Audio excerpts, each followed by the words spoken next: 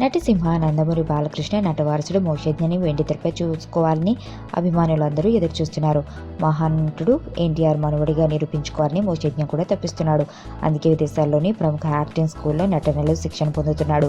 బాలకృష్ణ తనయుడి సినీ entry కోసం మంచి కథ డైరెక్టర్ కోసం కొంతకాలంగా గాలిస్తున్నారు. తాజాగా అందించిన సమాచారం ప్రకారం మోక్షజ్ఞని క్రిష్ డైరెక్టర్లో హీరోగా పరిచయం చేయాలని ఫిక్స్ అయ్యాడట. ప్రస్తుతం ఈ డైరెక్టర్తో గౌతమిపుత్ర శాతకర్ణి మూవీని బాలయ్య చేస్తున్నారు.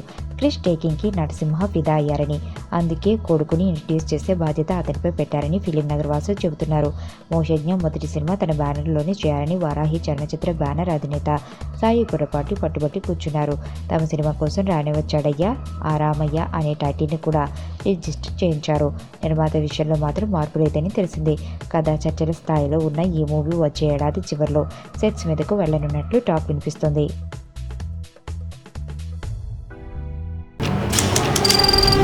నీ స్నేహితుడు ఎవరో తెలిస్తే నీ క్యారెక్టర్ తెలుస్తుంది. నీ శత్రువు ఎవరో తెలిస్తే నీ కెపాసిటీ తెలుస్తుంది.